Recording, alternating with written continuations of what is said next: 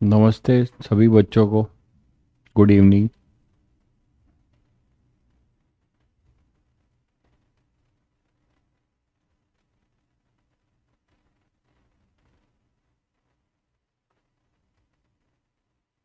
हरेंद्र, ओजस्वी, सहजिया, सभी को गुड इवनिंग, नमस्ते। कैसे हैं भाई सभी लोग?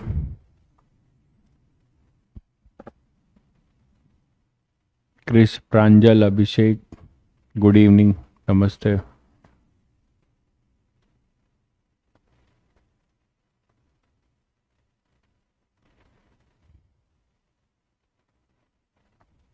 रजत, भाविक, अभिषेक, सभी को good evening.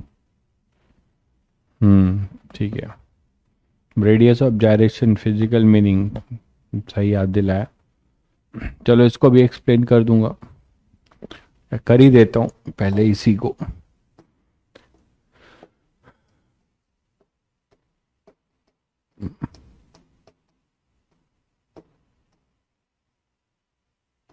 Radius of gyration का एक मैथमेटिकल टर्म है। इसका क्या मीनिंग है? इसका मीनिंग ये है बच्चों कि यहां पर कोई भी अगर एक बॉडी है, कोई भी हमारे पास एक बॉडी है एम मास की, ठीक है, एम मास की अगर हमारे पास बॉडी है और इस बॉडी को आप इस एक्सिस ऑफ रोटेशन के अबाउट इसका मोमेंट ऑफ इनर्शिया निकालना चाहते हो, ठीक है, मान लो इस एक्सिस के अबाउट आप इसका मोमेंट ऑफ इनर्शिया निकालना चाहते हो इस बॉडी का। तो इस बॉडी का मोमेंट ऑफ इनर्शिया आप अगर निकालना चाहते हो, है ना, रिजिड बॉडी है कोई,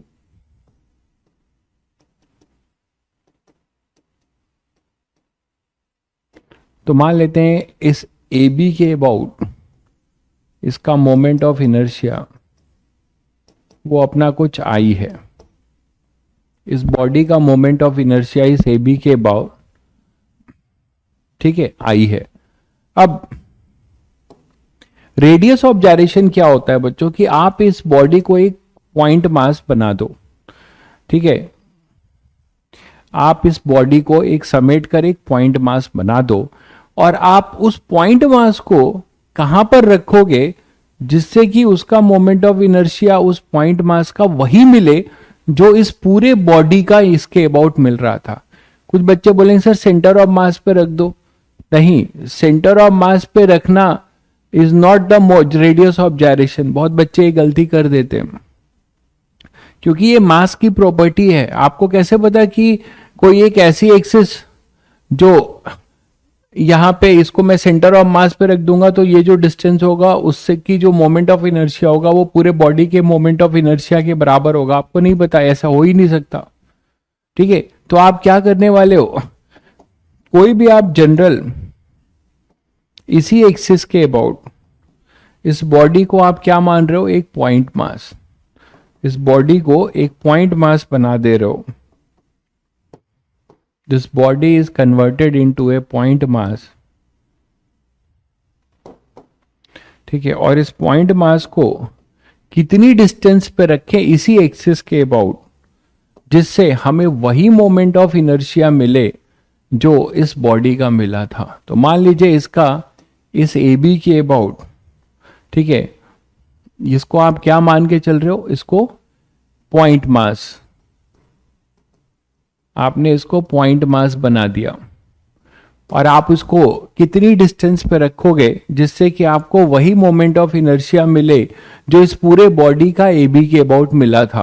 तो इसके अबाउट इसका moment of inertia I A B जो है वो एम के स्क्वायर होगा and this M K square should be equal to I, ठीक है। तो I is equal to M K square, ठीक है। तो के जो होगा वो आ जाएगा I upon M under root.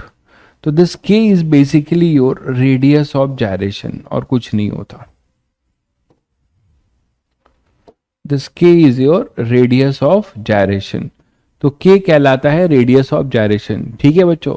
तो जिस एक्सिस के अबाउट मुझे किसी बॉडी का मोमेंट ऑफ इनर्शिया निकालना है तो उसका वो मोमेंट ऑफ इनर्शिया उसी बॉडी को अगर हम पॉइंट मास बनाकर कितनी डिस्टेंस पे रखें उस एक्सिस से जिससे हमें उस पॉइंट मास का भी वही मोमेंट ऑफ इनर्शिया मिले जो इस पूरे बॉडी का इसके अबाउट मिल रहा था। That is called your radius of gyration. तो आप जितने भी स्टैंडर्ड हैं, जैसे आप रिंग का सॉलिड स्फेयर है, ये आपके पास मान लीजिए एक सॉलिड स्फेयर है, तो इस सॉलिड स्फेयर का मोमेंट ऑफ इनर्शिया आप निकालना चाहते हो डायमेट्रिकल एक्सिस के अबाउट, तो वो निकाल सकते हो। किसी और एक्सिस के अबाउट उसका रेडियस ऑफ जायरेशन चाहते हो तो किसी और एक्सिस के अबाउट आप निकाल सकते हो। ठीक है, तो जैसे radius of gyration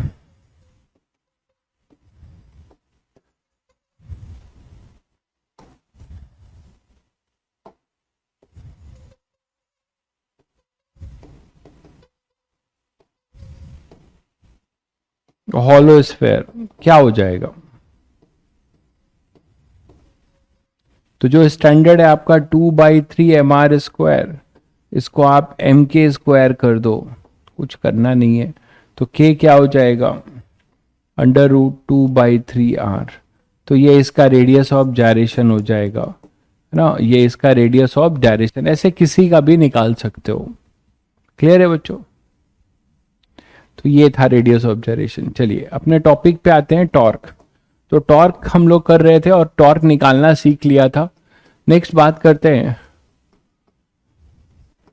torque due to gravity. तो मान लीजिए कोई एक लार्ज बॉडी है, उस पे ग्रेविटी का टॉर्क क्या होगा। मान लीजिए कोई एक्सटेंडेड एक हमारे पास ऐसे लार्ज बॉडी है, बहुत बड़ी बॉडी है, ठीक है, कोई बहुत बड़ी रिजिड बॉडी है, तो वो हमारे पास उस पे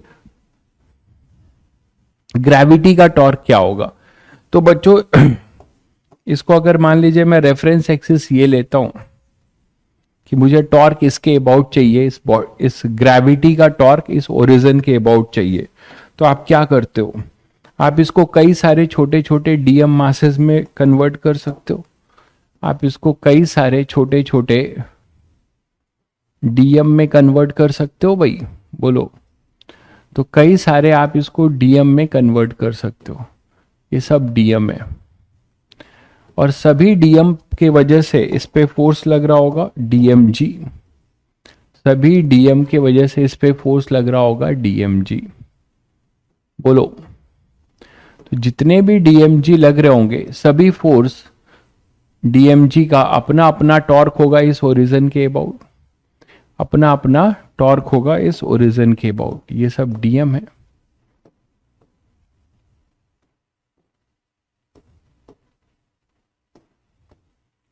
और ये डीएमजी है। ये जो फोर्स है ये क्या है अपना डीएमजी है। तो जितने भी डीएमजी ऐसे लग रहे होंगे इन सब का अपना फोर्स होगा, ठीक है, सबका अपना अपना फोर्स होगा।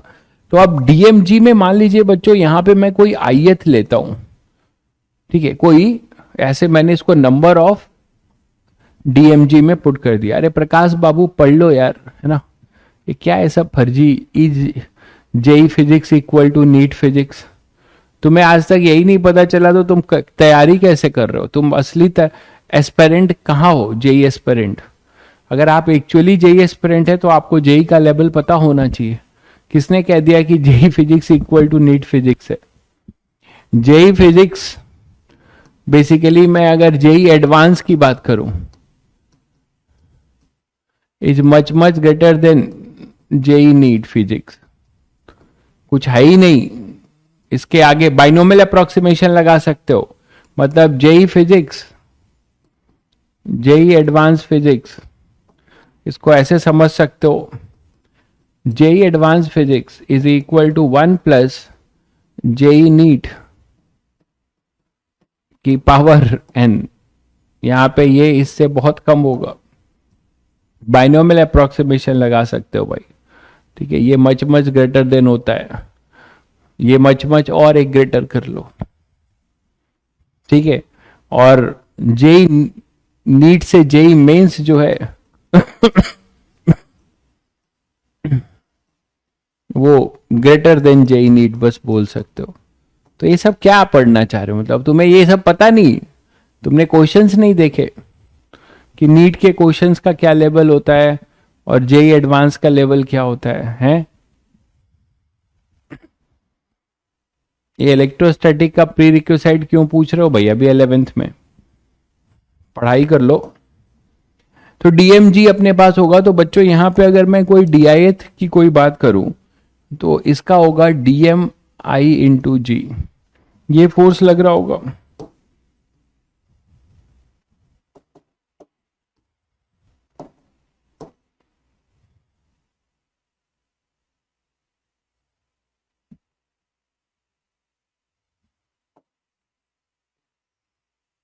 ठीक है, तो अब इसका अगर मैं केवल एक आयत का पोजीशन वेक्टर यहां पे ड्रॉ करूं तो इसका पोजीशन वेक्टर क्या हो जाएगा बच्चों, आर आयत, और इसका फोर्स कितना है, इस पे फोर्स कितना है वेट का, वो है डी एम आई जी। तो केवल आयत वाले का टॉर्क क्या होगा, अबाउट ओरिजिन, आयत वाले का टॉर्क क्या होगा अबाउट ओरिजिन। तो टाउ आयत, आयत एलिमेंट का क्या हो जाएगा, वो हो जाएगा फोर्स डीएम आई जी, है ना। ये फोर्स हो गया, आर क्रॉस एफ लिखते हो तो आर आई क्रॉस एफ। तो एफ में जो है डीएम तो वेक्टर है नहीं, तो जी वेक्टर है, तो इसको लिख सकते हो डीएम आई जी वेक्टर, है ना। आर क्रॉस एफ लिखते हो। चलो भाई, बहुत बढ़िया भाई आदित्य। तो यहां पे अपने पास डी आयत, है ना, डी टाउ आयत हो गया। तो बच्चों डी टाउ आयत पार्टिकल का के वेट के वजह से जो ओरिजिन पे टॉर्क है वो ये है। इसको थोड़ा रीअरेंज करें तो थोड़ा ध्यान दीजिएगा, डीएम स्केलर है, इसको इसके साथ भी लिख सकते हैं, तो डीएम आर आई, है ना, क्रॉस जी वेक्टर भी लिख सकते हैं। अब इसको मैं टोटल के लिए क्या करूंगा, टोटल के लिए समेशन टाउ नेट अगर मैं लिखूं तो मुझे क्या कर देना चाहिए, इसको सम कर देना चाहिए। ऐसे ऐसे सभी वेट की वजह से सभी पोजीशन वेक्टर अलग अलग होंगे, सभी वेट का अपना अपना पोजीशन वेक्टर होगा, और इन सभी का जो है आप क्या कर सकते हो, आर क्रॉस एफ कर सकते हो। तो यहां से अपने पास डीएम आई है ये, तो DM I R I summation, है ना, क्रॉस जी, ऐसे लिख सकते हैं। अब थोड़ा सा इसमें हम मैं क्या कर रहा हूं, समेशन डीएमआई से मल्टीप्लाई कर रहा हूं। तो समेशन डीएमआई से मल्टीप्लाई किया तो मुझे इसको समेशन डीएमआई से डिवाइड किया तो मुझे इसको मल्टीप्लाई भी कर देना चाहिए। अब आप बच्चों थोड़ा सा ध्यान दो, ये क्या है, ये क्या है, कमेंट करके बताइए, इसे क्या लिख सकते हो, कमेंट करके बताइए। समेशन क्यों किया, समेशन इसलिए किया क्योंकि पूरे बॉडी को मैंने छोटे छोटे कई सारे डीएम में बांटा है, मुझे नेट टॉर्क निकालना है तो मैं इंटीग्रेट करूंगा या फिर समेशन करूंगा, वही किया गया। सारे डीएमआई को जो सारे डीएमआई के टॉर्क को जोड़ा गया है। मुझे कमेंट में ये बताइए कि इसको क्या लिख सकते हैं जल्दी से। बहुत बढ़िया भाई प्रांजल, बहुत बढ़िया ओजस्वी, दुर्गेश बहुत बढ़िया। तो ये आर सी ओ एम लिखा जाएगा, बहुत बढ़िया। तो टाउ नेट जो होगा बच्चों ये लिखा जाएगा R C O M cross, ये टोटल एम हो जाएगा, एम इंटू जी वेक्टर। मतलब आपने क्या सीखा, आपने ये सीखा कि किसी बॉडी के जो वेट है, किसी बॉडी के वेट की वजह से किसी ओरिजिन पे, अगर यहां पे सेंटर ऑफ मास के कॉन्सेप्ट से देखें, देखिए कितना तगड़ा कॉन्सेप्ट है सेंटर ऑफ मास, इसीलिए हम ये इमेजिनरी कॉन्सेप्ट इंट्रोड्यूस करते हैं, है ना। अब आप क्या बोल सकते हो कि जो भी इस पूरे बॉडी का वेट होगा वो वही होगा जो इसके सीओएम, यहां पे सीओएम है इसका, और इसको हम लोकेट कर दें कहां पे, आर सीओएम।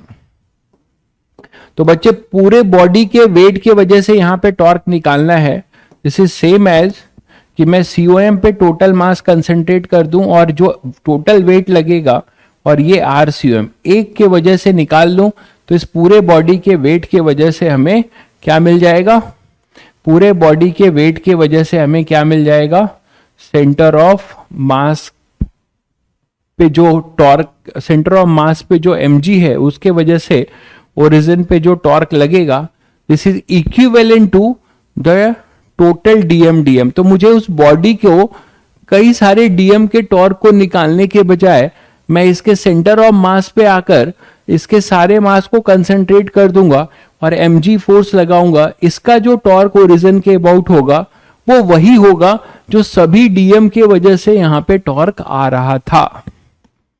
क्लियर है? तो दिस इज द टॉर्क। आज टॉर्क की कुछ इंपॉर्टेंट प्रॉपर्टीज बता रहा हूं मैं। अब टॉर्क की कुछ इंपॉर्टेंट प्रॉपर्टीज बता रहा हूं, इसको दिमाग में बैठा लेना, हर जगह काम आएगा। नेक्स्ट बात करते हैं टॉर्क अबाउट एन एक्सिस। अभी तक मैंने आपको टॉर्क अबाउट ए पॉइंट बताया, अब हम बात करेंगे टॉर्क अबाउट एन एक्सिस। बोल, दुनिया 90% जनता यही जानती है कि केवल r क्रॉस f होता है। 90% यही जानती है कि टॉर्क अबाउट एन एक्सिस और टॉर्क अबाउट एन पॉइंट में कोई अंतर नहीं है, लेकिन बहुत बड़ा अंतर है। अब आप वो समझेंगे। पहले ये कर लीजिए, क्या लास्ट पेज देख लीजिए जो देखना है।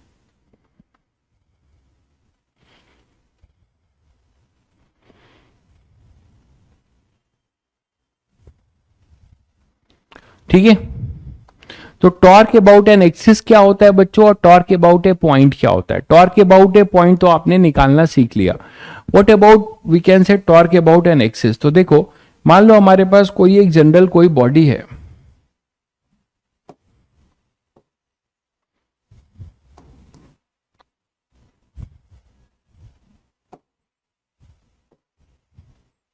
ठीक है, हमारे पास कोई एक बॉडी है। अब हमने कोई एक एक्सिस यहां पे बनाई है, मान लो ये हमारी एक्सिस है, ये रिजिड बॉडी है कोई, ठीक है, और हमने यहां पे इसको रोटेट किया है। अब देखो कि यहां पर अगर मैं इस एक्सिस पे इसके अबाउट इसको मैं घुमा रहा हूं, ठीक है, अब ध्यान से सुनिएगा, मैं अगर यहां पे कोई एक पॉइंट लेता हूं ओ, यहां पे मैंने कोई एक पॉइंट ले लिया ओ, ठीक है, और यहां पे कोई पॉइंट है पी जहां बॉडी पे, जो कि point of application of force है। मान लीजिए इस पे फोर्स लग रहा है ऐसा, इस पे फोर्स लग रहा है कुछ ऐसा, इस पे एफ फोर्स लग रहा है, ठीक है, एक एफ फोर्स लग रहा है इस बॉडी पे, कोई एफ वेक्टर फोर्स लग रहा है। आप इस वेक्टर एफ का फोर्स निकालना चाह रहे हो किस पॉइंट पे, इस ओ पॉइंट के अबाउट निकालना चाह रहे हो। तो ये तो बहुत बड़ी बात नहीं है आपके लिए। आप क्या बोलते हो कि सर यहां से एक पोजीशन वेक्टर ड्रॉ कर दो और इसका नाम लिखो आर ओ पी। आपको चाहिए इस फोर्स का टॉर्क यहां पे, तो यहां से यहां पोजीशन वेक्टर ड्रॉ करो, बिल्कुल सही है। और आप क्या बोलोगे कि tau of F about O, ये आप जानते हो क्या होगा, R O P vector cross F. Yes sir, यही है। But this is what, this is torque about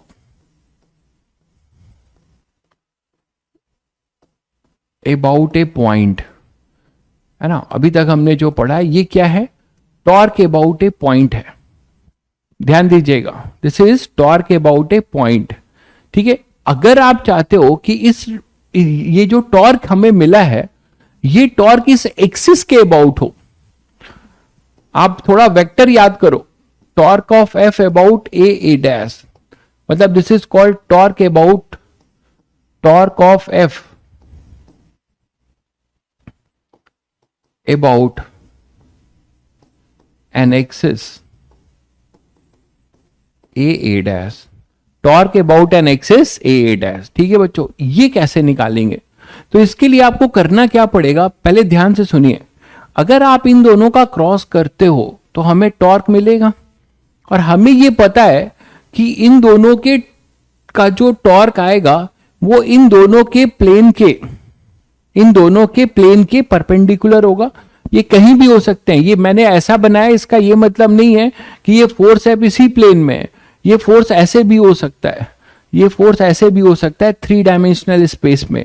तो आर क्रॉस एफ का जो अपना एक वेक्टर होगा, ये हमें पता है कि आर क्रॉस एफ का जो डायरेक्शन है it is mutually perpendicular to the plane containing R and F. मानते हो कि नहीं? तो वो आर और एफ के क्या होगा, परपेंडिकुलर होगा। अब आपको एक इस वेक्टर का आर क्रॉस एफ एक वेक्टर आ गया, उस वेक्टर का ए डैश के अबाउट, ए डैश के अबाउट क्या चाहिए, कंपोनेंट चाहिए। यही तो बोलते हो। आपको इस वेक्टर का क्या करना पड़ेगा, अपने इस ओ पॉइंट के अबाउट जो टॉर्क निकाल दिया, इस टॉर्क का इस एक्सिस के अबाउट कंपोनेंट लेना होगा। और सभी बच्चों ने डॉट प्रोडक्ट पढ़ा है। कंपोनेंट क्या होता है, it is projection of one vector on another vector. तो बच्चों यहां पर ये कैसे निकलेगा वो ध्यान से देखिए। Torque of F about A dash अगर आपको निकालना है तो आप क्या करिए, टॉर्क ऑफ एफ अबाउट ओ निकाल लीजिए और इसका प्रोजेक्शन ले लीजिए about any unit vector which is along A dash, about any unit vector which is along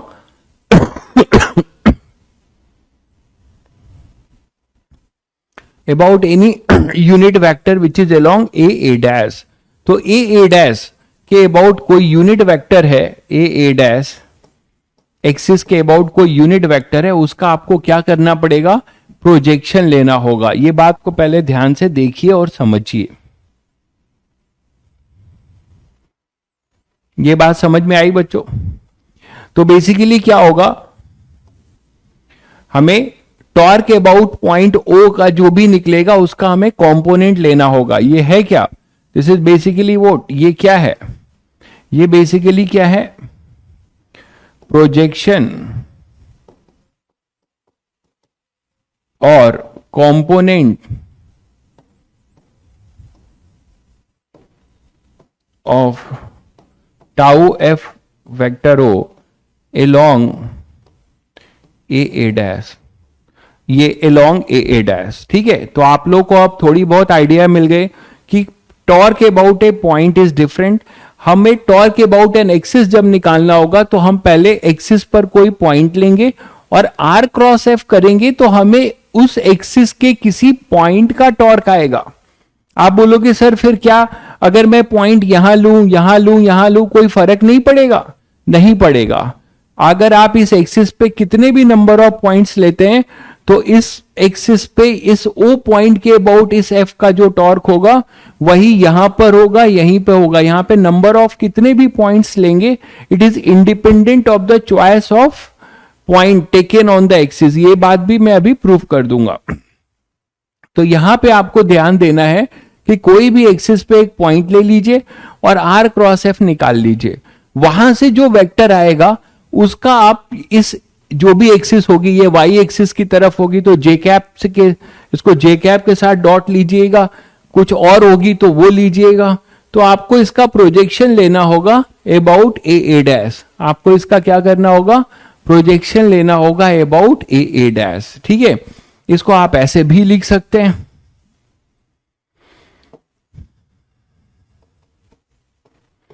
are vector form में A dash upon mod of A dash, ऐसे लिख सकते हैं। ठीक है, बेटर है कि आप यूनिट वेक्टर से आपको मिल जाएगा तो आप इसको ऐसे भी लिख सकते हैं, ऐसे भी लिख सकते हैं। ये क्लियर है बच्चों?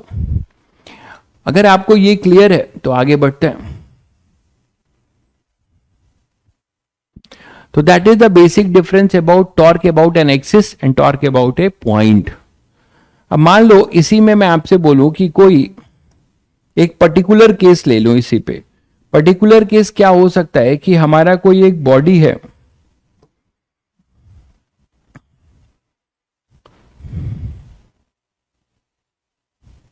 ठीक है, और हमारा ये एक्सिस ऑफ रोटेशन है। मान लीजिए ये एक्सिस ऑफ रोटेशन है और इस एक्सिस ऑफ रोटेशन के परपेंडिकुलर कोई फोर्स लग रहा है, सॉरी हाँ परपेंडिकुलर नहीं, पैरेलल, एक्सिस ऑफ रोटेशन के पैरेलल अगर आपने फोर्स लगाया है, चाहे ऊपर चाहे नीचे, this is our axis of rotation. तो कभी आपको ऐसा सिचुएशन मिले कि कोई एक फोर्स है which is parallel to axis of rotation A dash, ठीक है, तो पैरेलल है मतलब ये मैं एक्स वाई एक्सिस ले रहा हूं, ये प्लेन जो है एक्स वाई प्लेन ले रहा हूं, ठीक है, ये प्लेन जो है मैं क्या ले रहा हूं, एक्स वाई प्लेन, और फोर्स नीचे है मतलब माइनस जे कैप।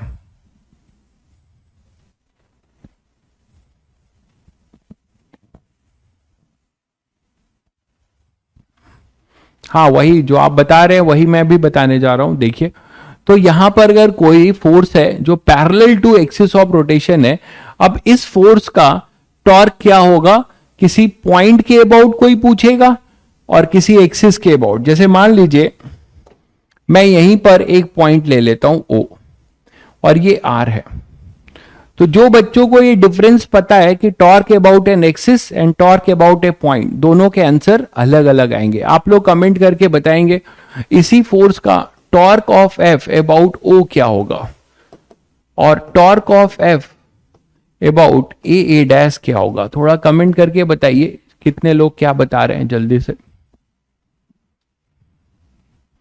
मैं पानी पी लूं।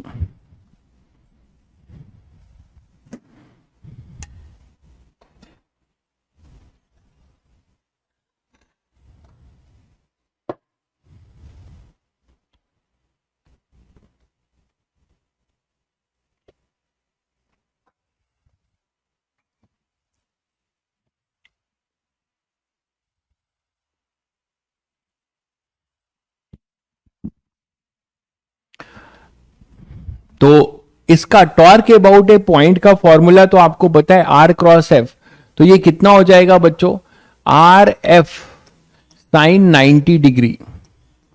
दिख रहा है आर एफ साइन 90 डिग्री, ये सभी को दिख रहा है। ये इसका मैग्नीट्यूड हो जाएगा, एफ इंटू आर परपेंडिकुलर भी बोल सकते थे। और वेक्टर क्या होगा बच्चों, आप डायरेक्शन से बता सकते हैं। फोर्स की डायरेक्शन में फिंगर को कर्ल किया, फोर्स की डायरेक्शन में फिंगर को स्ट्रेच किया और ओ की तरफ घुमाया, थंब हमारा डाउनवर्ड जा रहा है, मतलब minus K cap, minus K cap मतलब आपको मिलेगा R F minus K cap. ये इसका आंसर होगा, टॉर्क अबाउट ए पॉइंट का आंसर। ठीक है, टॉर्क अबाउट एन एक्सिस क्या बोलेंगे, what is torque about an axis, torque about an axis क्या होगा।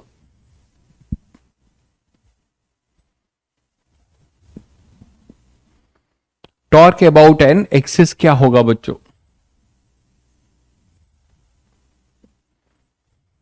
अरे जल्दी बोलो यार।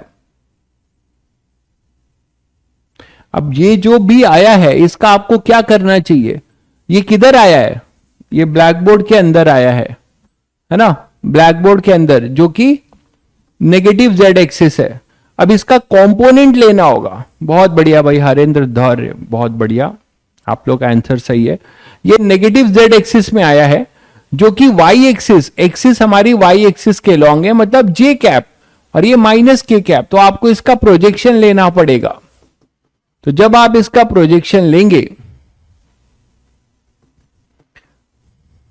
एक ऐसा unit vector R A cap के साथ इसका प्रोजेक्शन लेंगे, तो आपको क्या मिलेगा, बहुत सिंपल है, आर एफ ये होगा माइनस के कैप डॉट, ये क्या है, ये अपना जे कैप है इंटू जे कैप। तो बच्चों आपको यहां से जीरो मिलेगा, जीरो मिलेगा। एक भाई पता नहीं कहां से आर स्क्वायर एफ करके बैठा हुआ है, तो R square F, R F जो होगा minus K dot J dot K zero होता है। ठीक है, तो आपने क्या देखा कि आगे एज ए जनरल रूल भी इसको आप ध्यान रख सकते हैं कि आगे हम इसको यूज भी करेंगे कि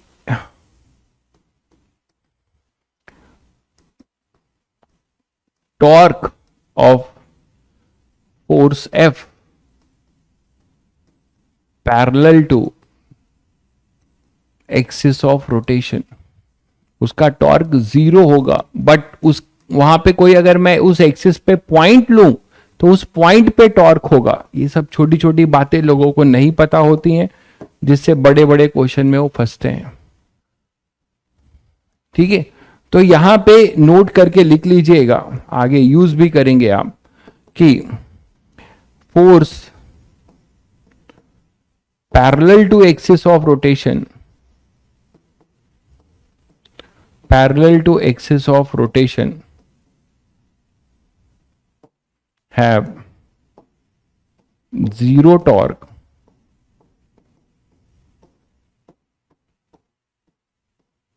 about axis of rotation, zero torque about axis of rotation। ठीक है, तो उसके पास जीरो टॉर्क होगा उसका एक्सिस ऑफ रोटेशन के अबाउट। जैसे मैं इसी में आपसे पूछूं एक एग्जांपल,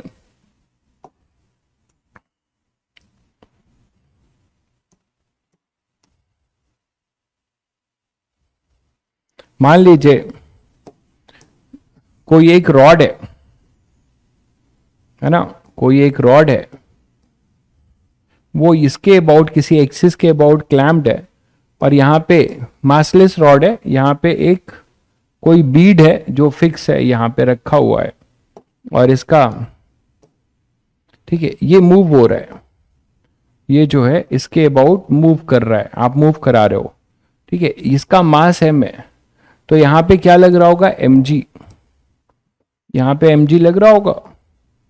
तो बच्चों इस mg का टॉर्क क्या होगा, इस mg का टॉर्क क्या होगा, ठीक है, इस mg का टॉर्क इस एक्सिस ऑफ रोटेशन के अबाउट क्या होगा, ये जो वेट है ना mg, इसका यहां पर ab के अबाउट टाउ mg, अब आप बता सकते हैं टाउ mg अबाउट ab है, किसी पॉइंट के अबाउट नहीं, वो जीरो होगा। इससे आप ये तुरंत बता सकते हैं कि ये mg का जो वेट है वो parallel to axis of rotation है, तो एक्सिस के अबाउट इसका वेट का कोई टॉर्क नहीं आएगा, किसी पॉइंट के अबाउट जरूर आएगा, है ना, किसी पॉइंट के अबाउट जरूर आएगा। जैसे यहां पर कोई पॉइंट लूंगा तो ऑब्वियसली पॉइंट के अबाउट इसका टॉर्क होगा, बट एक्सिस के अबाउट जीरो होगा। इस बात को ध्यान रखिएगा, आगे इसका काम आएगा।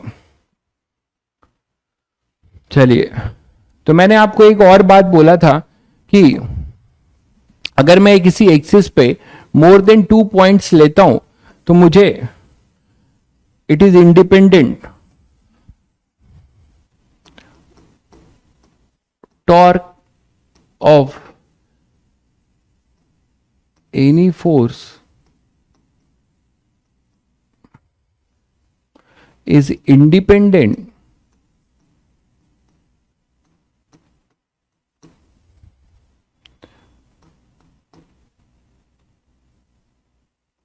number of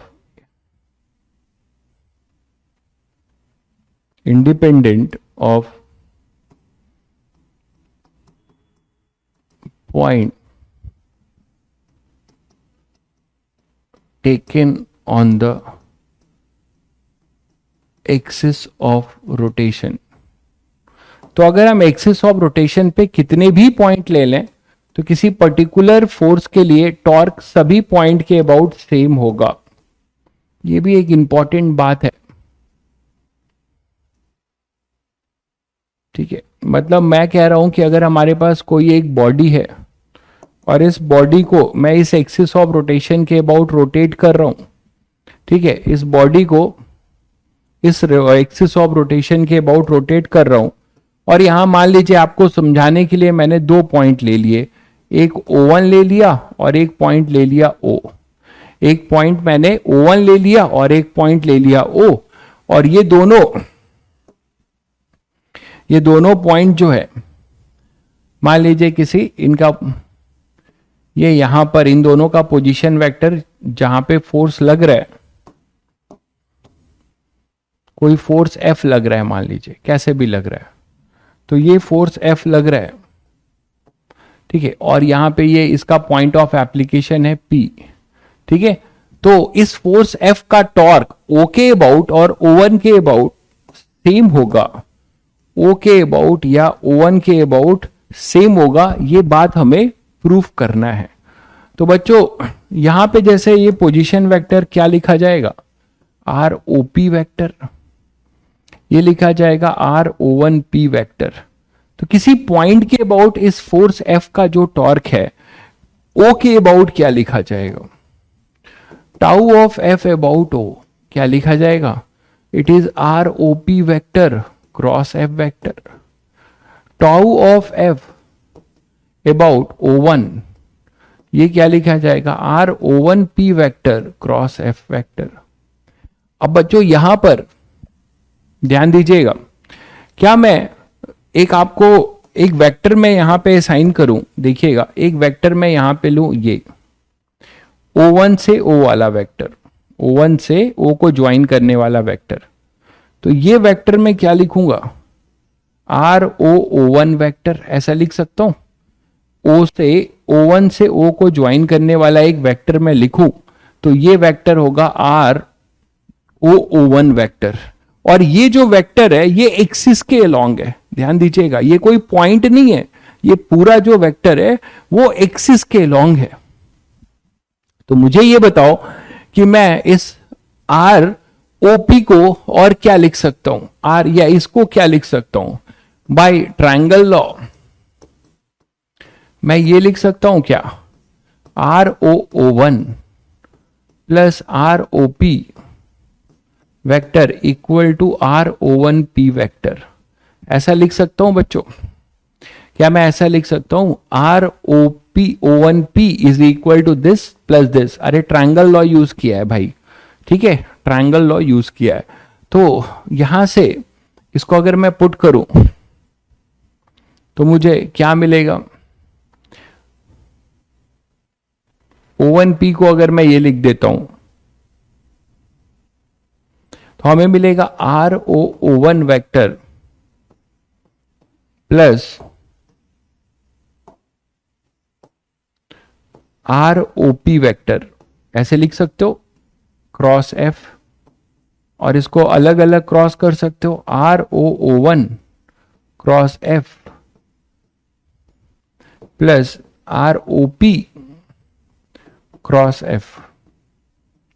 तो बच्चों इन दोनों में क्या दिख रहा है? ये फर्स्ट टर्म आपको क्या बताना चाह रहा है? कोई कमेंट करके बताएगा. और ये टर्म आपको क्या बताना चाह रहा है? ये दोनों आपको क्या सिंबलाइज कर रहे हैं, क्या बताना चाह रहे हैं? आर ओ ओ वन क्या है? O O one is what? It is vector along axis. It is vector along axis. But R O P is what? It is O is a point on axis.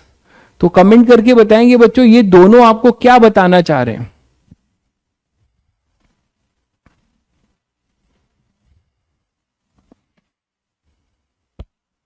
ये दोनों आपको क्या बताना चाह रहे हैं?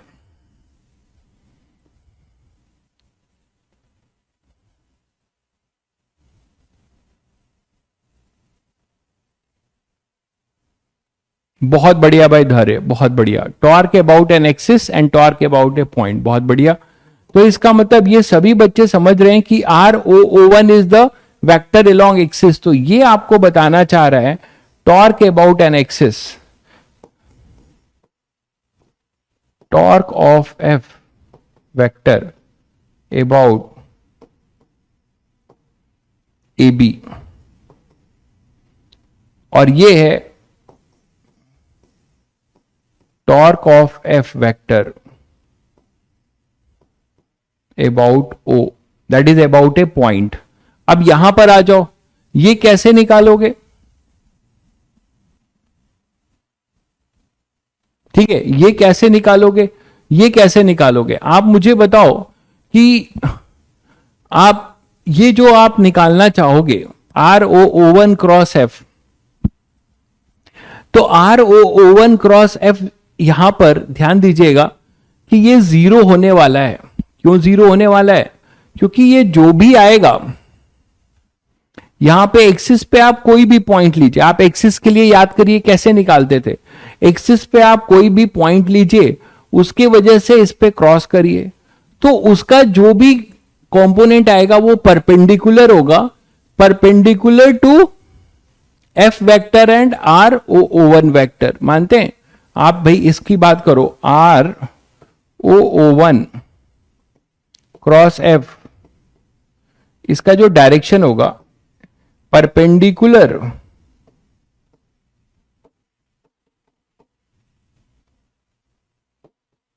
टू both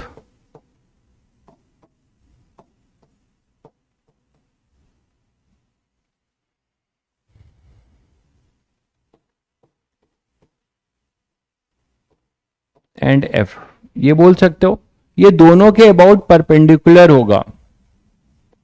ठीक है, तो अगर ये परपेंडिकुलर होगा बच्चों, तो यहां पे आप बता सकते हो कि इसका फिर कंपोनेंट लोगे। मान लो कोई चीज है R01, यहां पे आपने कोई पॉइंट लिया और F है, तो इसका जो कंपोनेंट आएगा R क्रॉस F करोगे, तो R क्रॉस F से जो कंपोनेंट आएगा आपका इसके लिए, वो इसके परपेंडिकुलर होगा, R01 की परपेंडिकुलर होगा। इस टॉर्क का जो डायरेक्शन होगा वो F के भी परपेंडिकुलर होगा और R01 के भी परपेंडिकुलर होगा। फिर अगर आप एक्सिस के अबाउट इसका कंपोनेंट लेंगे तो वो जीरो आ जाएगा। तो आप बोल सकते हो कि component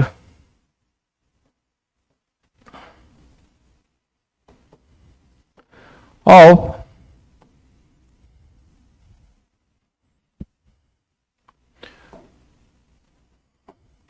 F about R001 is zero. तो R001 के अबाउट इसका कंपोनेंट जो होगा, या अबाउट ए बी कर लो,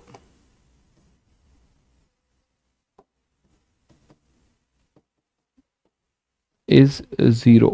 तो ये टर्म हम जीरो लिख सकते हैं। ठीक है, तो यहां से ये टर्म इस लॉजिक से अगर जीरो होगा, ये टर्म अपना क्या हो जाएगा, ये टर्म अपना जो है, ये टर्म अपना जीरो आएगा।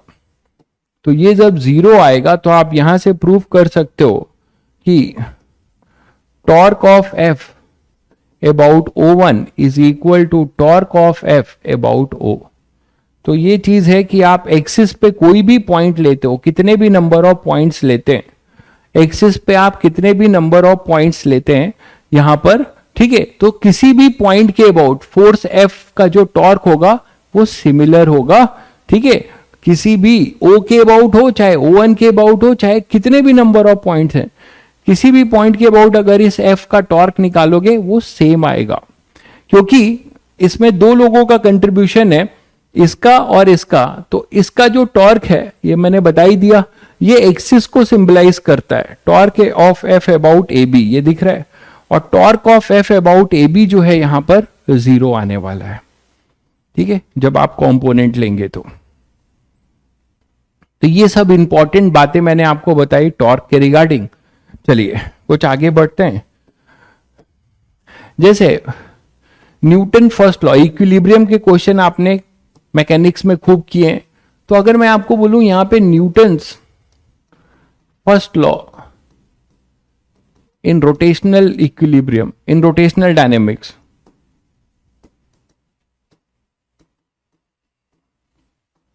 वो क्या होगा? मतलब कोई बॉडी, अभी तक आपने देखा कि न्यूटन फर्स्ट लॉ कब लगाते थे कि कोई भी बॉडी क्या हो, कोई भी बॉडी जो है आपकी इक्विलिब्रियम में हो, मतलब नेट रिजल्टेंट फोर्स उस डायरेक्शन में जीरो हो। बट वो चीज आपको केवल ये बताता है कि वो बॉडी ट्रांसलेट नहीं करेगी, ना आगे जाएगी ना पीछे। बट रोटेशनल इक्विलिब्रियम भी अब आप पढ़ेंगे, तो रोटेशनल इक्विलिब्रियम में बच्चों क्या होगा कि जो नेट टॉर्क होगा वो भी जीरो होगा। तो यहां पे टाउ नेट है ना इक्वल टू जीरो, जिस डायरेक्शन में, जिस एक्सिस के अबाउट नेट टॉर्क जीरो होगा, ठीक है, जिस एक्सिस के अबाउट टॉर्क जीरो होगा किसी बॉडी का, मतलब वो बॉडी उस एक्सिस के अबाउट घूमेगी नहीं, तो हम बोलेंगे कि वो रोटेशनल इक्विलिब्रियम में है। तो ये कंडीशन आपको न्यूटन्स फर्स्ट लॉ बताती है रोटेशन में। तो body in rotational equilibrium, body is in rotational equilibrium. तो बॉडी बच्चों ये रोटेशनल इक्विलिब्रियम में होगी। ठीक है, और अगर ये तो आपने पहले से पढ़ा है, एफ नेट अगर जीरो हो किसी डायरेक्शन में तो आप क्या बोलते हो, बॉडी ट्रांसलेशनल इक्विलिब्रियम है, ये आप पढ़ चुके हो। Body is in translational equilibrium. है ना, ये चीज आपने पढ़ा है। अब अगर न्यूटन सेकेंड लॉ की बात करो, हालांकि अभी उसको हम यूज करेंगे आगे, न्यूटन सेकेंड लॉ।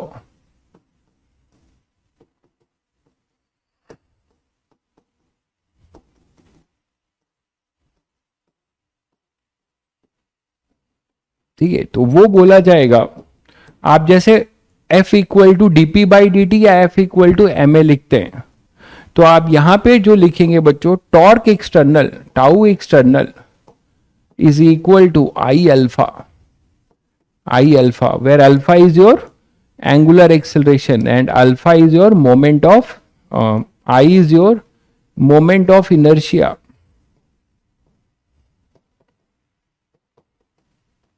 आगे चल के प्रूव भी करूंगा, moment of inertia of the body किसके about, about axis of rotation, जिसके अबाउट बॉडी घूम रही होगी। तो ये न्यूटन सेकेंड लॉ बोला जाएगा इसके लिए। अल्फा क्या है, एंगुलर एक्सेलरेशन, ये तो आपने पढ़ा ही है, एंगुलर एक्सेलरेशन, ये सर्कुलर मोशन में पढ़ा है आपने। इसकी वैल्यू क्या होती है, AT is equal to R alpha, है ना, या फिर R D omega by D T, याद करो, ठीक है, R D omega by D T. तो ये अपना न्यूटन सेकेंड लॉ होगा। अभी इस पे आते हैं। तो इक्विलिब्रियम के क्वेश्चन जब भी अब आप करोगे रोटेशन में, तो तुम्हें दोनों चीजों का ध्यान रखना होगा कि बॉडी ट्रांसलेशनल इक्विलिब्रियम में भी हो और बॉडी रोटेशनल इक्विलिब्रियम में भी हो, तब बोली जाएगी कि बॉडी कंप्लीट इक्विलिब्रियम में है। जैसे चलो एक क्वेश्चन करते हैं, मान लो हमारे पास एक वॉल है और ये ग्राउंड है। आपने क्या किया, आप दिवाली की सफाई कर रहे होगे अभी लैडर लगा के अपने घरों में।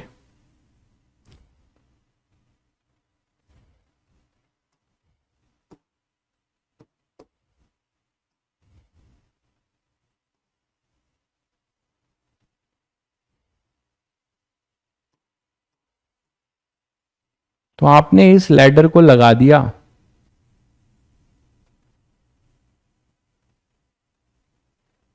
ठीक है, आपने इस लैडर को लगा दिया।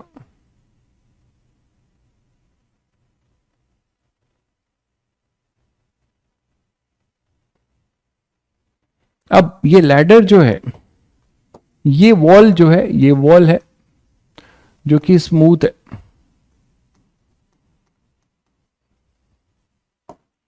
लैडर अपना टिका हुआ है ग्राउंड और वॉल के साथ, तो ये स्मूथ वॉल है।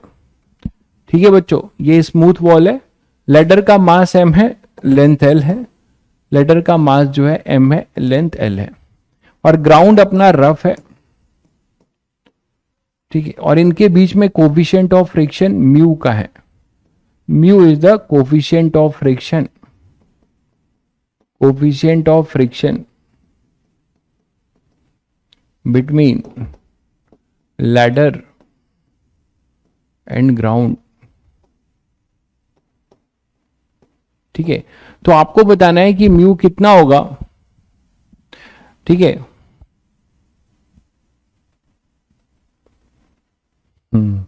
बिल्कुल सही कह रहे हैं।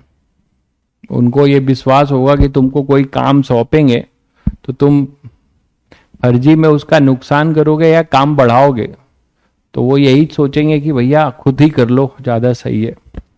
तो mu is coefficient of friction between ladder and ground. तो आपको बताना है बच्चों कि फाइंड म्यू मिनिमम हम निकालना चाह रहे हैं for ladder to be in equilibrium, for ladder to be in equilibrium. और ये थीटा हम ले लेते हैं कुछ 30 डिग्री, थीटा ले लेते हैं 30 degree for ladder to be in equilibrium. तो ऐसे क्वेश्चन आपको इक्विलिब्रियम के मिलेंगे। तो अब यहां पर आपको जो है केवल रोटेशनल इक्विलिब्रियम अलग या ट्रांसलेशनल नहीं, आपको लैडर अगर इक्विलिब्रियम में है तो सभी इसकी फ्री बॉडी डायग्राम बनाना है। ध्यान से सुनिए, ऐसे क्वेश्चन का सेट तरीका है। आप फ्री बॉडी डायग्राम बनाइए और इसके नेट ट्रांसलेशनल इक्विलिब्रियम को भी जस्टिफाई करिए, नेट फोर्स 0 करिए, ट्रांसलेशनल इक्विलिब्रियम, है ना, एक्स डायरेक्शन वाई डायरेक्शन में, और इसके रोटेशनल इक्विलिब्रियम को भी करिए। और मैं एक बात बहुत इंपॉर्टेंट मुझे बताना है, जैसे कि याद करो कि अगर आपके पास इक्विलिब्रियम होता था तो नेट फोर्स आप जीरो बोलते थे, किसी भी एक्सिस के अबाउट नेट फोर्स जीरो करते थे, इक्विलिब्रियम ही मिलेगा, मानते हो? उसी तरीके से नेट टॉर्क जो है जीरो होगा, आप किसी भी पॉइंट के about net torque zero justify कर सकते हो। अब ये आपके चालाकी पे है कि हम वो कौन सा पॉइंट चूज करें, ठीक है। If a body is in equilibrium, it will be in equilibrium in any axis, about any axis or about any point. It totally depends on you कि which point you are taking to justify the equilibrium. तो आप कौन सा point choose करेंगे? आप वो point choose करेंगे जहां पे आपको कम मेहनत लगे। कम मेहनत कैसे लगेगा? जहां पे कम फोर्सेस का टॉर्क लिखना पड़े। इसका मतलब क्या हुआ बच्चों, कि हम वो पॉइंट चूज करेंगे जहां से मैं force into perpendicular distance easily लिख लूं, या जहां पे मैक्सिमम फोर्सेस ऑलरेडी उस पॉइंट के अबाउट पास हो रहे हो, जहां पे उस पॉइंट के about maximum number of forces पास हो रहे हैं, मानते? तभी तो उस पे नेट फोर्स आपका क्या होगा? जीरो होगा। उनका जीरो हो जाएगा तो बचे हुए का लिख दोगे। तो ये बात भी दिमाग में रखिएगा। चलिए पहले इसका फ्री बॉडी डायग्राम बना ले। तो इसके फ्री बॉडी डायग्राम में आपको मिलने क्या जा रहा है? एक नॉर्मल रिएक्शन, यहां पे एक इसका mg, और ये स्लिप करने की टेंडेंसी इधर करेगा, तो इस पे एक लगेगा फ्रिक्शन फोर्स, इस तरफ स्टैटिक लगेगा, रुका हुआ है, तो ये Fs होगा, ये mg होगा, ये N2 बोल सकते हो, और इसे आप N1 बोल सकते हो। बोलो, इतने फोर्सेज लग रहे होंगे, ठीक है। तो यहां पे अगर आप ये आ जाइए, यहां पर, यहां तक क्लियर है सभी को? अब देखो क्या होगा। अब बच्चों यहां पे ये लैडर ऐसे ही टिका हुआ है, तो पहले तो एक्स डायरेक्शन में स्लिप नहीं कर रहा है, ट्रांसलेशनल इक्विलिब्रियम जस्टिफाई करो एक्स डायरेक्शन में, वाई डायरेक्शन में ट्रांसलेशनल इक्विलिब्रियम जस्टिफाई करो, और रोटेशनल इक्विलिब्रियम। आप बोलोगे सर नेट टॉर्क जीरो कहां करें? ओ के अबाउट कर दें, ए के अबाउट कर दें, बी के अबाउट कर दें? मेरे भाई आप कहीं भी कर सकते हो। आप नेट टॉर्क, इन सभी फोर्सेस का नेट टॉर्क ओ के अबाउट भी निकाल सकते हो, ए के अबाउट भी निकाल सकते हो, बी के अबाउट भी। अगर बॉडी इक्विलिब्रियम में है तो किसी भी पॉइंट के अबाउट उसका टॉर्क हमेशा जीरो आएगा, ठीक है। चलिए करते हैं। तो फॉर ट्रांसलेशनल इक्विलिब्रियम,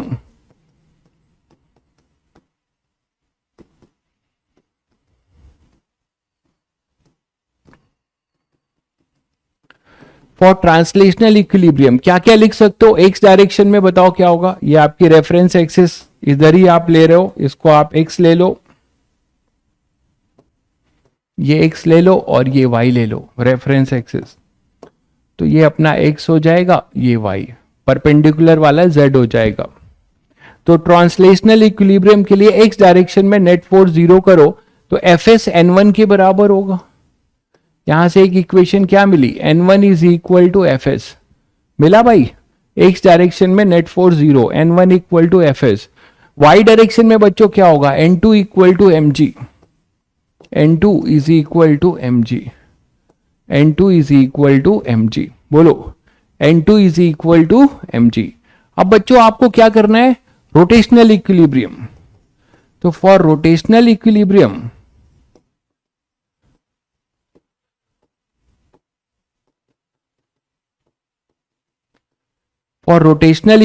क्या बोलोगे?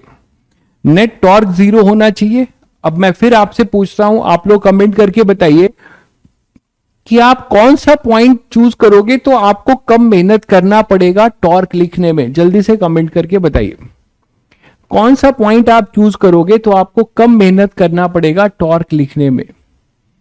जल्दी से कमेंट करके बताइए।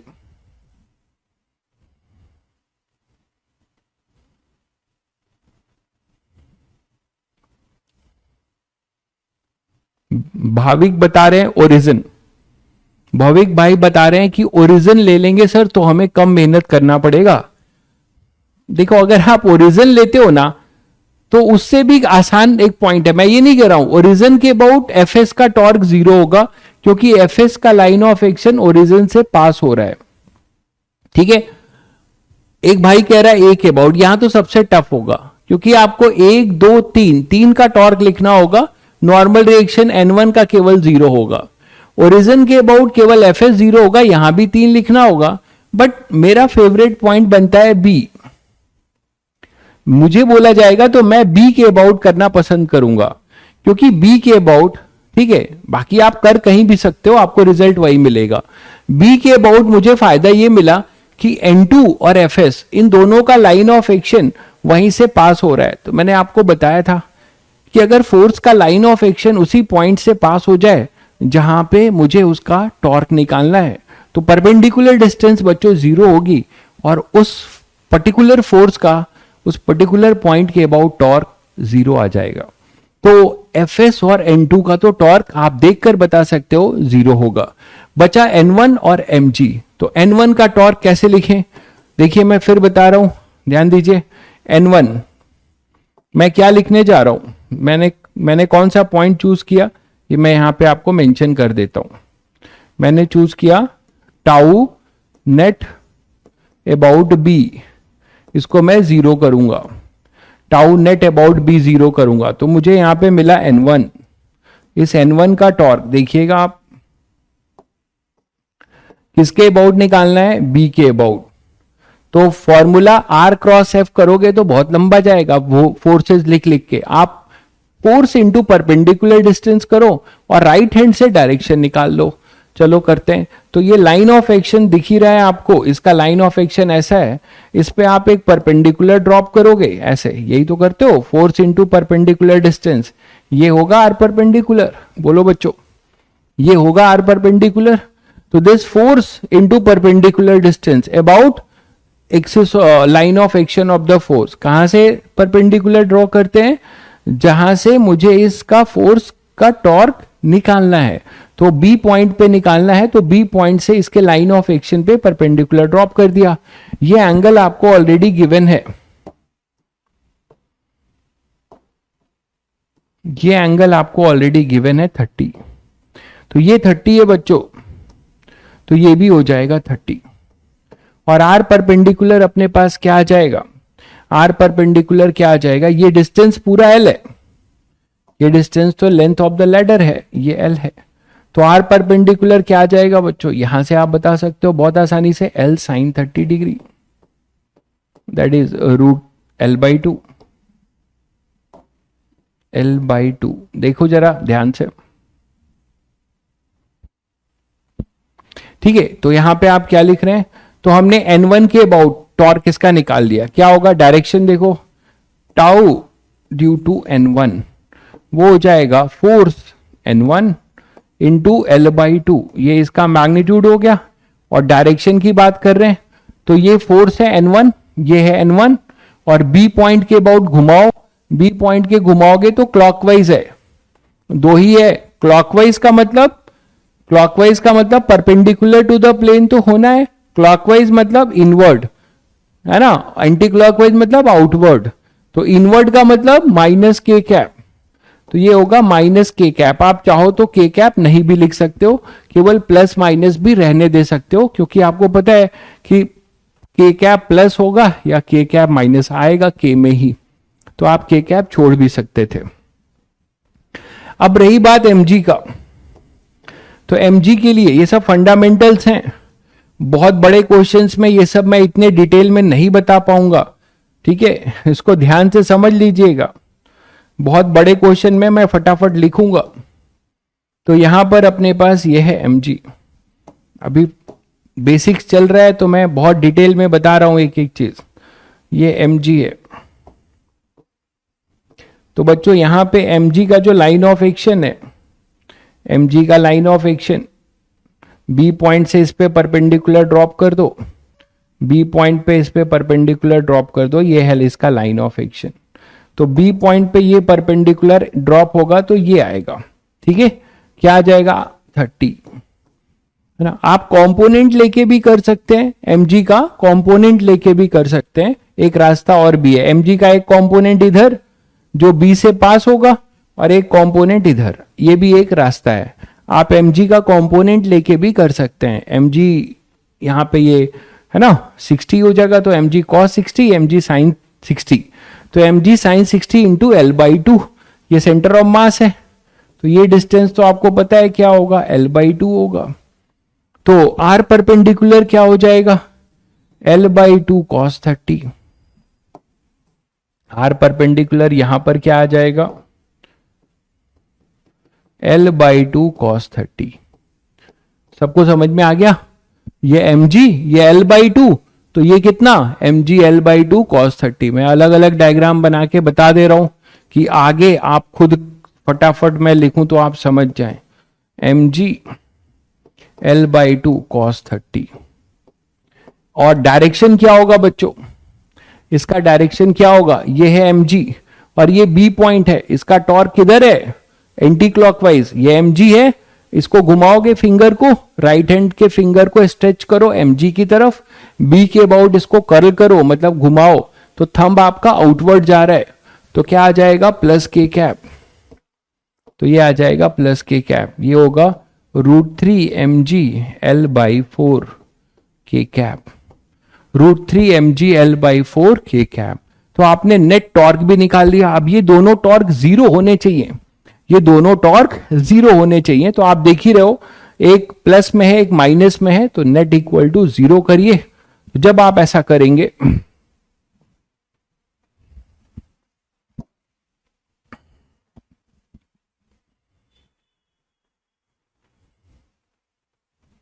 तो जब आप ऐसा करेंगे तो आपको फाइनली क्या मिलेगा,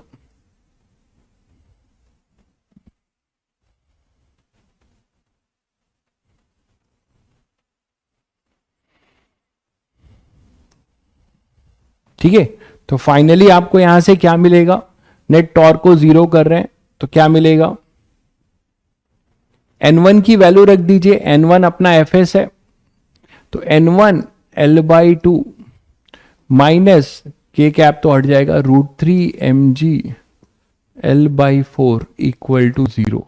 तो यहां से क्या मिलेगा आपको, n1 मिल जाएगा बच्चों, कितना मिल जाएगा, √3 mg बाई टू, यहां से आपको n1 मिल जाएगा, है ना। यहां से आपने ये किया तो आपको n1 मिल गया, तो √3 mg by two is your n1। एक बार n1 आ गया तो fs भी आ गया, क्योंकि fs अपना स्टैटिक फ्रिक्शन जो कि सेल्फ एडजस्टेबल है, जिसकी फिक्स वैल्यू नहीं है, वो मिल गई तुम्हें mg बाई टू। और एक बार बच्चों आपको fs मिल गया तो अब क्या करने वाले हो, क्या कंडीशन लगाते हो, fs always less than equal to fs max, तो म्यू पे भी कंडीशन आ जाएगी, fs always less than equal to fs max. तो यहां पे क्या होगा, √3 mg by two less than equal to mu into n2। देखो यहां पे कांटेक्ट फोर्स क्या है, n2 है, तो म्यू इंटू n2, ये fs की मैक्सिमम फ्रिक्शन फोर्स होगा, fs का मैक्सिमम फ्रिक्शन फोर्स होगा। नेगेटिव क्यों हुआ, आपको दिख नहीं रहा है नेगेटिव क्यों हुआ, टाउ ड्यू टू n1, ये n1 है, ठीक है, और ये b है, इधर आप कर्ल करेंगे तो क्या होगा, ये इसका रोटेशन का सेंस क्लॉकवाइज है, रोटेशन का सेंस यहां पर इसका क्लॉकवाइज है, तो क्लॉकवाइज रोटेशन है, और इसके वजह से इस पे एंटी क्लॉकवाइज रोटेशन है, एंटी क्लॉकवाइज प्लस के cap, clockwise minus K cap, mu n2। n2 की वैल्यू कितनी है भाई, mg है, तो √3 by two mg less than equal to mu mg, तो ये कैंसिल कर लीजिए और यहां से आपको मिलेगा कि mu greater than equal to √3 by two. ठीक है, आपसे म्यू मिनिमम पूछा गया था, तो म्यू मिनिमम का आंसर होगा 3 बाई टू, म्यू मिनिमम का आंसर होगा 3 बाई टू। तो ऐसे क्वेश्चंस आप इस तरीके से करेंगे, ठीक है, दिस इज द आंसर, ठीक है। नेक्स्ट क्वेश्चन एक और लेते हैं। मान लीजिए आपके पास एक प्लैंक है,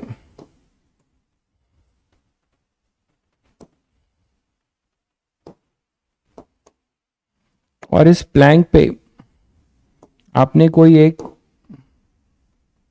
बॉक्स रख रखा है,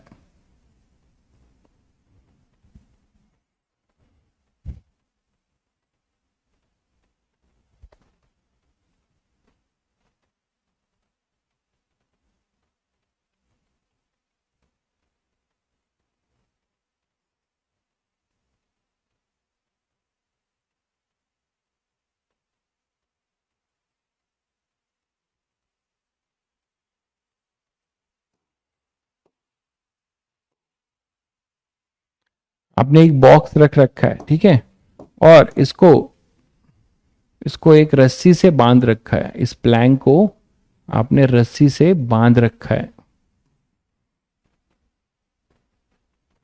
इस प्लैंक को आपने रस्सी से बांध रखा है।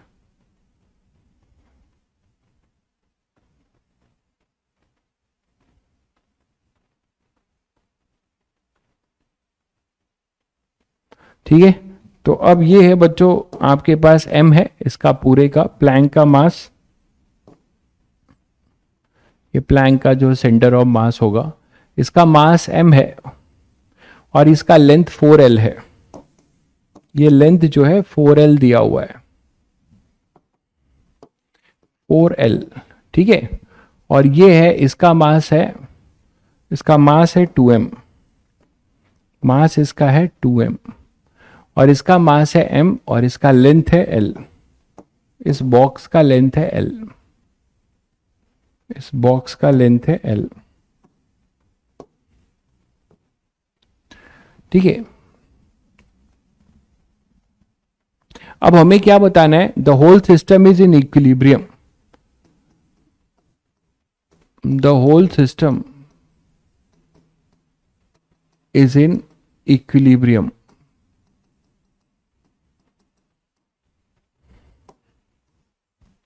Find tension in both the string. Find tension in both the string. तो दोनों स्ट्रिंग में हमें क्या निकालना है, टेंशन निकालना है, ठीक है। दोनों स्ट्रिंग में हमें क्या निकालना है, टेंशन। √3/2, √3/2 कहाँ आ रहा है यार, अच्छा ये छूट गया है, हाँ ठीक है, ये √3 छूट गया है, यहाँ लिखना भूल गया। चलिए, तो अब बच्चों यहाँ पे whole system is in equilibrium. अभी तक बहुत बच्चे इसमें गलती क्या करेंगे, मुझे कमेंट करके बताइए कि दोनों रस्सियों में टेंशन सेम होगा क्या, दोनों रस्सियों में टेंशन सेम होगा क्या, और अगर रस्सियों में टेंशन सेम नहीं होगा तो क्यों नहीं होगा, और कब सेम हो सकता था। इन दोनों रस्सियों में टेंशन सेम मार्क कर सकते हैं क्या, मैं आपसे ये पूछना चाह रहा हूं, जल्दी से कमेंट करके बताइए। नहीं, क्यों, क्यों नहीं होगा। अच्छा, इस सिचुएशन पे होगा क्या, जब ब्लॉक नहीं रहेगा, इस ब्लॉक को मैं यहां से हटा लूं तब क्या रस्सियों में टेंशन सेम होगा, इस चीज को समझिएगा। अगर मैं ये ब्लॉक हटा लेता हूं, मैं केवल इतनी बात बोलता हूं आपसे, अब आप क्या बोलोगे, क्या ये बोल सकते हो कि इन रस्सियों में टेंशन सेम होगा, क्या मैं ये बोल सकता हूं कि इन रस्सियों में टेंशन सेम होगा, बोल सकता हूं। कुछ बच्चे कह रहे हैं क्यों भाई, what is the reason behind this, the reason is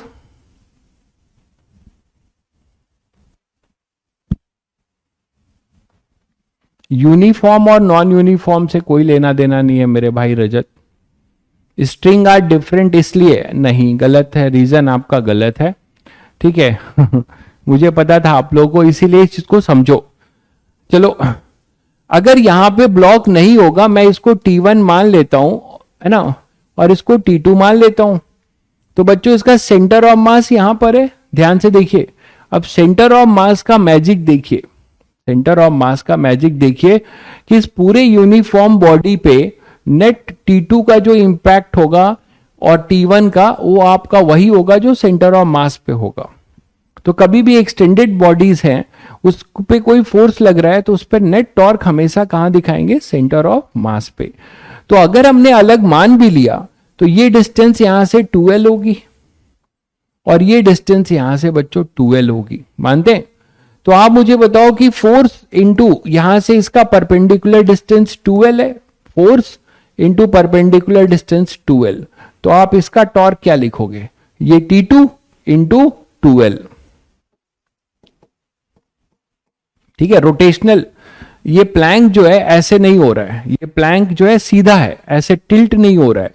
ये प्लैंक इधर ना टिल्ट हो रहा है ना ही इधर टिल्ट हो रहा है, तो ये प्लैंक रोटेशनल इक्विलिब्रियम में है। तो इसके सेंटर ऑफ मास के अबाउट नेट टॉर्क 0 होगा।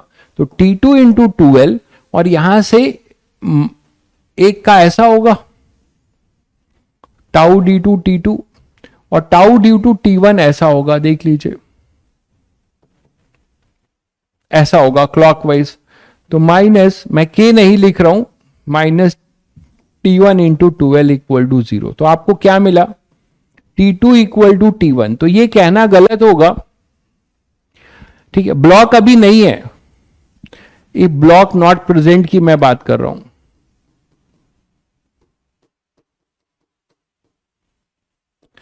तो अगर ब्लॉक प्रेजेंट नहीं होगा तो रस्सी अलग है, उसके बाद भी आप टेंशन सेम ले सकते हैं, ठीक है, जो आगे आपको और जगह भी काम आएगा। ये ध्यान रखिएगा कि अगर आपका ब्लॉक यहां पे प्रेजेंट नहीं है तब आप T1 इक्वल टू T2 ले सकते हो, रस्सी अलग है तो भी। फिजिक्स है ये, है ना, फिजिक्स में चीजें बदल जाती हैं।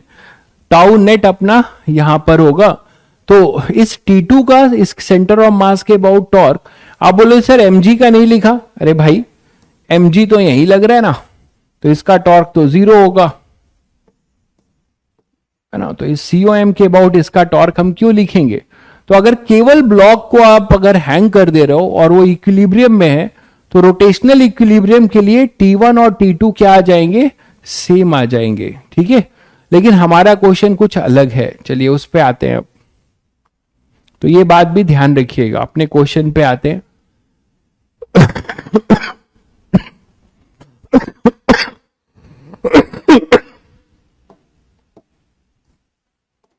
तो अभी बच्चों सबको समझ में आ गया कि अब हमारा टेंशन इसमें अलग अलग होगा। अभी भी बहुतों को नहीं समझ में आया होगा कि ब्लॉक के रखने से क्या फायदा हुआ। ब्लॉक के रहने से यहां पे एक नॉर्मल रिएक्शन आ गया, इन दोनों के बीच में एक नॉर्मल रिएक्शन आ गया। तो इस नॉर्मल रिएक्शन का भी टॉर्क इधर होगा और एक इसका टॉर्क और इसका, तीन लोगों का टॉर्क होगा।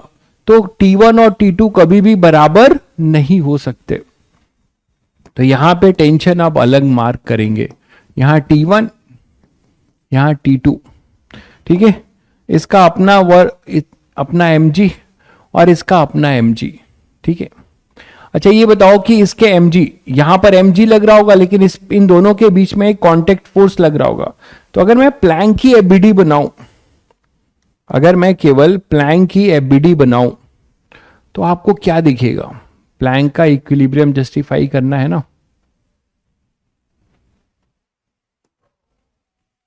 तो अगर आप प्लैंक की एफबीडी बनाते हो तो प्लैंक में क्या क्या फोर्स है बच्चों?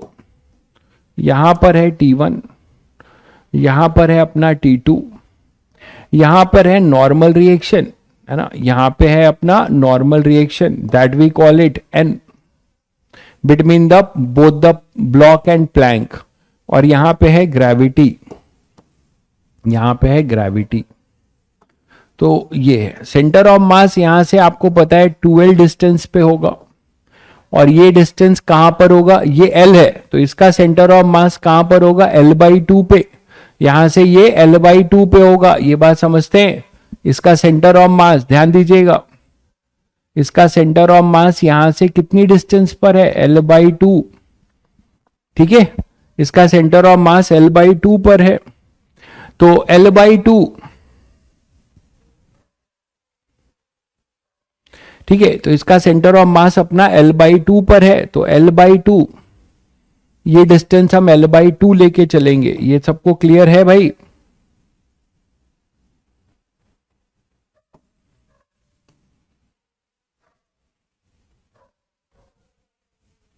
तो ये डिस्टेंस अपना होगा L/2, तो ये डिस्टेंस L/2 होगा।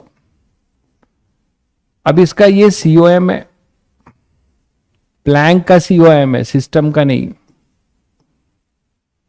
हमें प्लैंक के इक्विलिब्रियम को जस्टिफाई करना है, तो COM ऑफ प्लैंक।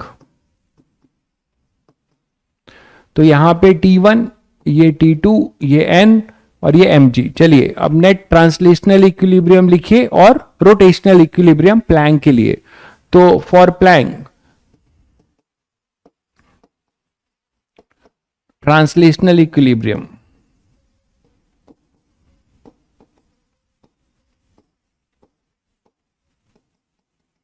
तो ट्रांसलेशनल इक्विलिब्रियम क्या लिखोगे बच्चों? Net force T1 plus T2 that should be equal to N1 plus mg। दिख रहा है? अच्छा ये 2 mg है, 2 mg, तो N1 प्लस 2 mg। ठीक है, अब N1 की वैल्यू क्या होगी? आप इस ब्लॉक की एबीडी बना लो।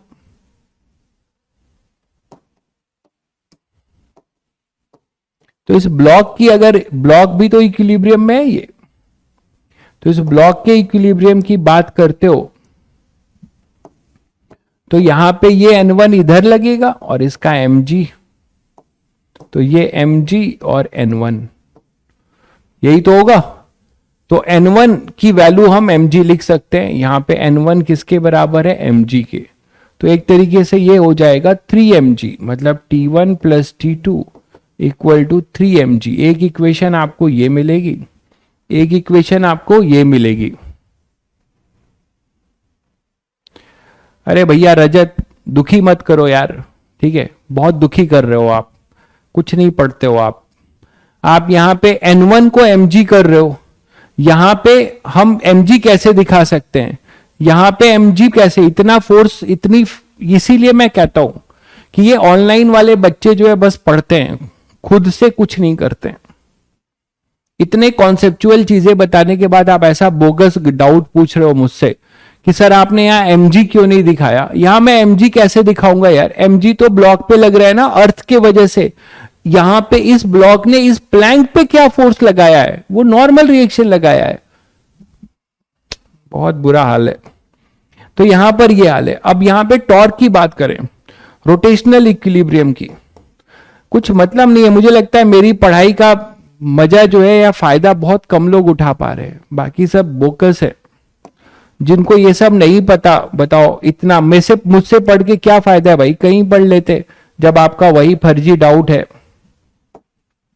रोटेशनल इक्विलिब्रियम, उसका रीजन ये है कि ऑनलाइन वाले बच्चे केवल प्लेटफॉर्म पे टीचर से पढ़ते हैं, खुद से कभी कुछ नहीं पढ़ते। दिक्कत ये है, ऑनलाइन वालों के साथ ये बीमारी है। रोटेशनल इक्विलिब्रियम क्या होगा? तो यहां पे देखो, रोटेशनल इक्विलिब्रियम में आप पूछ सकते हो कि सर रोटेशन किसके अबाउट, इस प्लैंक का रोटेशनल इक्विलिब्रियम किसके अबाउट करें? ठीक है, तो यहां पर हम इसके सेंटर ऑफ मास के अबाउट कर लेते हैं। बहुत आसान है, 3 फोर्सेज हैं, 1, 2 और ये 3। इसका परपेंडिकुलर डिस्टेंस तो आपको पता है, ये 2l है। इसका परपेंडिकुलर डिस्टेंस कितना हो जाएगा भाई? 2l minus L by 2, 2l minus L by 2, तो 2l माइनस एल बाई 2 ये 4, 3l बाई 2। तो सबका परपेंडिकुलर डिस्टेंस आपको पता है। अब आप इसको यहां पे यूज करिए, तो क्या हो जाएगा बताओ? T1 का क्या होगा? ये T1 इसका इस तरफ क्लॉकवाइज, N1 का क्लॉकवाइज, T2 का एंटी क्लॉकवाइज। तो एंटी क्लॉकवाइज पॉजिटिव है ना, एंटी क्लॉकवाइज T2 का इसके अबाउट टॉर्क पॉजिटिव, N1 का क्लॉकवाइज और T1 का क्लॉकवाइज। तो T1 और N1 क्लॉकवाइज हैं, तो उनको आप नेगेटिव और T2 को पॉजिटिव। नेगेटिव मतलब माइनस के कैप और पॉजिटिव मतलब प्लस के कैप। मैं के कैप नहीं लिख रहा हूं। अब रोटेशनल इक्विलिब्रियम में क्या होगा? T1 into perpendicular distance 2l, ये माइनस क्लॉकवाइज है, क्लॉकवाइज, तो मैं नेगेटिव लिख रहा हूं। N1 का minus N1 into 3l by 2, ये भी क्लॉकवाइज है, तो ये नेगेटिव लिख दिया, और प्लस T2 इंटू 2l, ये होगा clockwise, equal to 0। Net torque 0। अब आप सभी बच्चों को ये समझ में आता है, सभी बच्चों को ये समझ में आता है क्या कि यहां पर अगर T1 T2 इक्वल हो जाते ध्यान से देखो, अगर T1 T2 इक्वल हो जाते तो एक एक्सटर्नल टॉर्क मिलता, मतलब ये प्लैंक ऐसे नहीं टिका रहता, ऐसे टिल्ट हो जाता। बात समझ गए? इसीलिए हमने इनको T1 T2 किया। ये ब्लॉक नहीं होता तो मैं प्रूफ कर चुका हूं वो T1 T2 होता। चलिए कर लीजिए। T1 T2 में एक इक्वेशन और यूज कर लीजिए, N1 की वैल्यू पुट कर दीजिए mg, तो आपको इक्वेशन मिलता है T2 minus T1 into 2L is equal to mg 3L/2। N1 की वैल्यू पुट कर दी mg, ठीक है। तो T2 minus T1 equal to 3mg/L/4, 3mg/L/4। तो ये आपको दो लीनियर इक्वेशन है बच्चों, दोनों को आप ऐड कर दो। एक बार ऐड करोगे तो क्या मिलेगा, फर्स्ट प्लस सेकेंड को ऐड कर रहे हो तो 2T2 equal to 3mg plus 3mg, L तो गायब हो जाएगा, L यहां से कट जाएगा।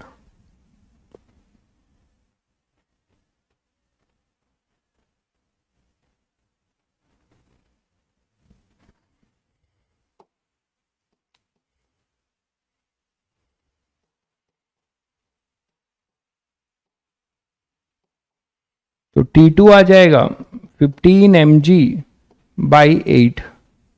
ये क्या होगा, न्यूटन मीटर। 15mg/8, बहुत बढ़िया भाई। एक बच्चा है धैर्य, ये बढ़िया बच्चा है, ये सटीक आंसर देता है। 15mg/8 और T2 और T1 क्या हो जाएगा, T1 क्या हो जाएगा, T1 क्या हो जाएगा, ये हो जाएगा T2 माइनस 3mg/4। तो ये कर लोगे अब आप, 15mg/8 माइनस 3mg/4, तो ये हो जाएगा 6, है ना। तो 9mg/8 Newton metre, Newton metre. तो 9mg/8 न्यूटन मीटर। क्लियर है बच्चों? अभी भी कुछ लोगों का आंसर गलत आ रहा है, 7mg/8, या मेरा गलत है, एक बार चेक कर लीजिए। भाई एलसीएम 8 आएगा तो 15 माइनस 6 9 होता है, ठीक है। आप 7mg/8 बना रहे हो, पता नहीं कैसे। तो इस तरीके अब आपको आइडिया लग रहा होगा कैसे क्वेश्चंस करने हैं। जैसे एक क्वेश्चन और देखें बच्चों, एक मान लो आपके पास हेमिस्फेयर है, हेमिस्फेयर है,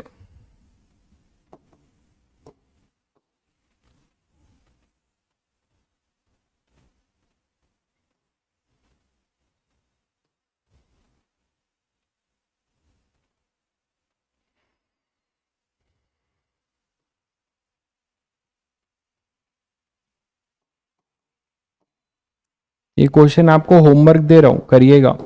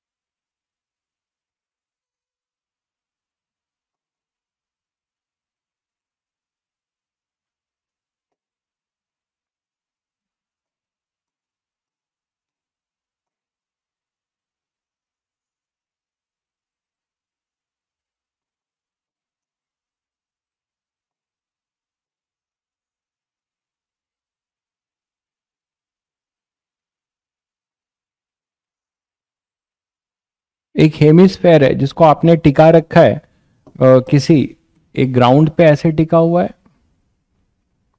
और इधर किसी वॉल से, ठीक है। एक हेमिस्फेयर है आपका ये, ये ऐसा हेमिस्फेयर है और इसको आपने अभी टिका रखा है, इस तरीके से टिका हुआ है, इक्विलिब्रियम में है। ठीक है, ये इक्विलिब्रियम में है, तो आपको बताना है ये इक्विलिब्रियम में है, ये स्मूथ है, ये रफ है।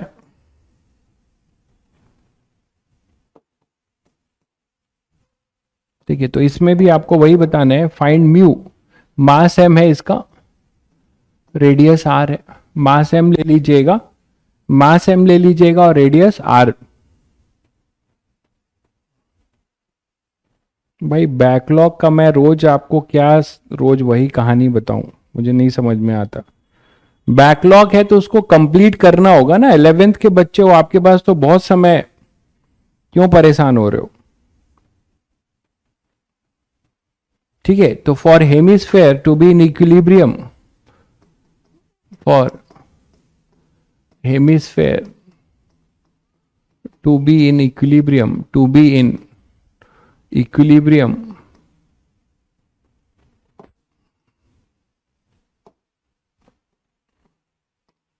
Equilibrium, find mu minimum. और अगर आपका बैकलॉग है बिल्कुल भी, तो आप अभी ये सब क्यों पढ़ रहे हैं, नहीं समझ में आएगा। फाइंड म्यू मिनिमम, ये म्यू है इन दोनों के बीच में, ग्राउंड और हेमिस्फेयर के बीच का ये म्यू है। अगर आपका बिल्कुल भी बैकलॉग है तो अभी समझ में नहीं आएगा, जिसको एफबीडी बनाना नहीं आता, कुछ नहीं आता, वो कैसे कर पाएगा। उसके लिए मैंने आपको बताया है कि आप घर पे बैठ के धीरे धीरे वो चैप्टर्स को पढ़िए। ठीक है, और तब हम थर्मोडायनेमिक्स कर रहे होंगे, एसएचएम कर रहे होंगे, वेव कर रहे होंगे, फ्लूइड मैकेनिक्स, तब आ जाइएगा।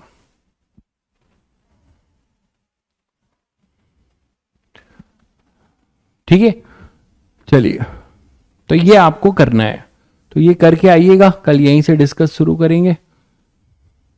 क्या यूनिट भाई, क्या यूनिट गलत कर दिया, force into perpendicular distance newton metre ही तो होता है।